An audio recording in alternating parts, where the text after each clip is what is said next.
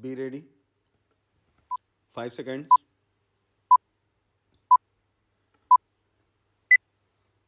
Start.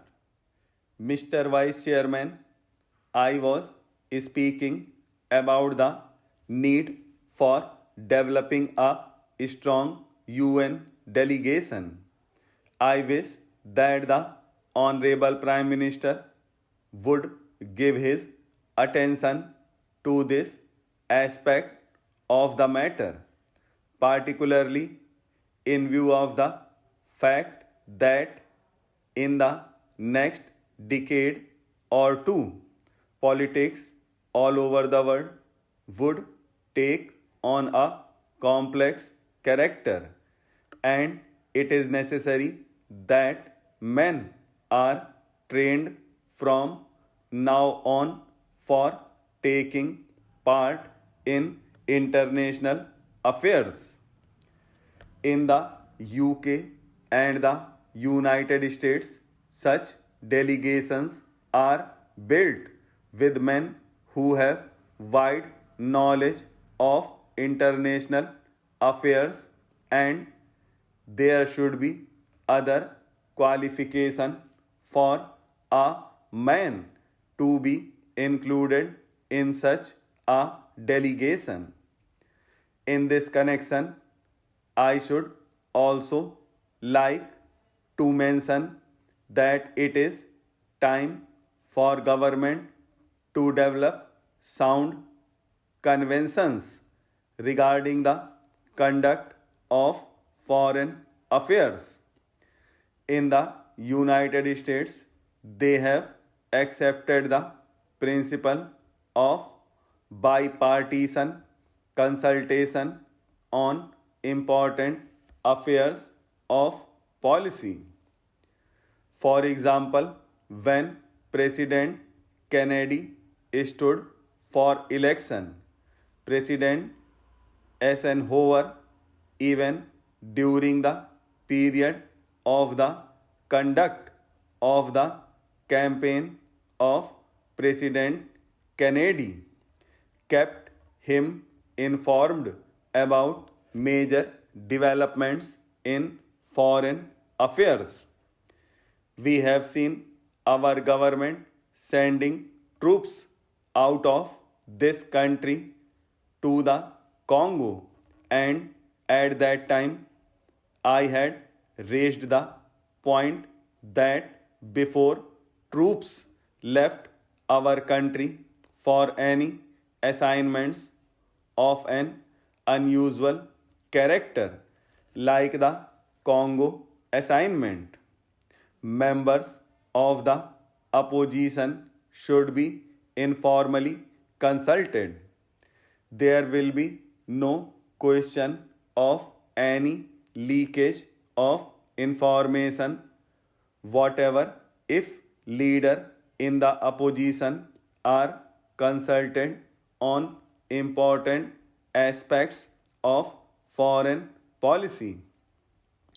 The consultative committee of the External Affairs Ministry does go some way to meet the needs of exchanging information about foreign affairs, but the informal consultation of the kind that I mention, where the leader of the opposition and leaders of other parties are called and told by the Prime Minister about unusual developments, would strengthen the conviction that the foreign policy of the country has the support not only of the Congress party but also of the entire country.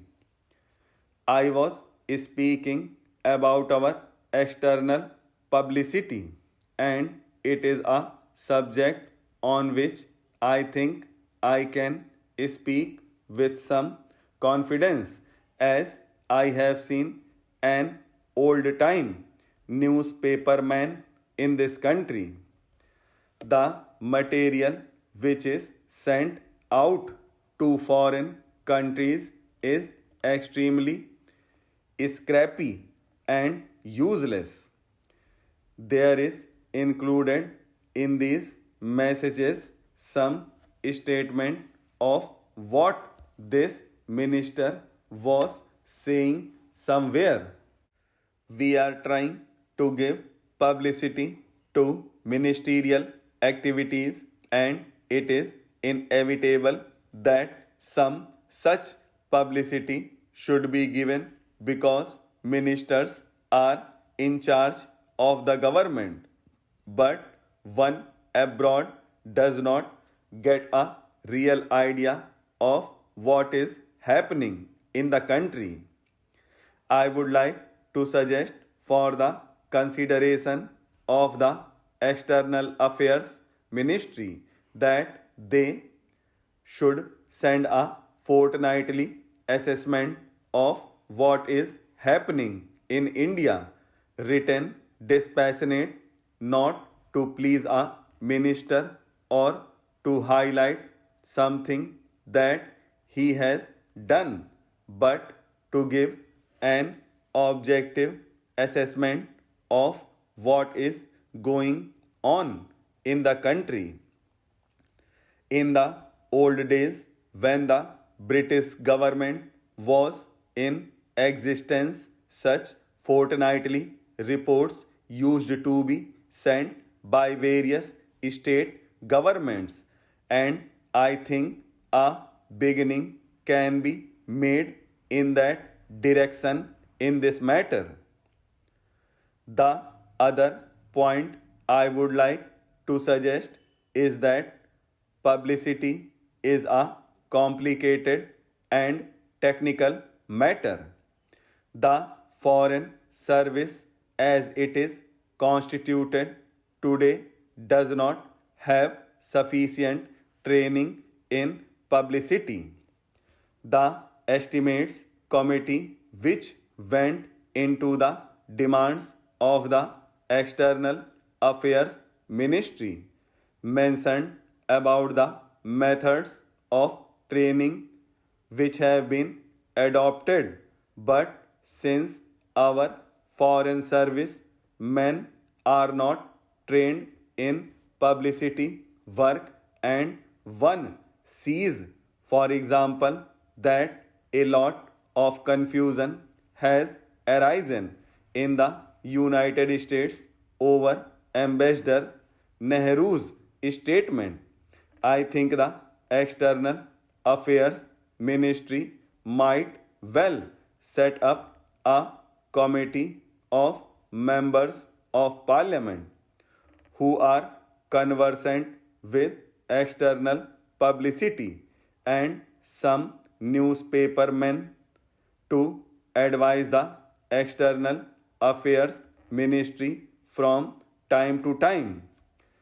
I do not think that the committee will ask for information which is confidential or secret, but they can assist the newspapermen. There are a handful of competent men who would be willing to serve on the committee in an advisory capacity. They would be able to tell the External Affairs Ministry what should be done in order that our news publicity abroad is better. I might mention also that the Estimates Committee had recommended the creation of a cultural cell. Sir, to my mind, we have also to be clear in our mind regarding the objective of rural industrialization.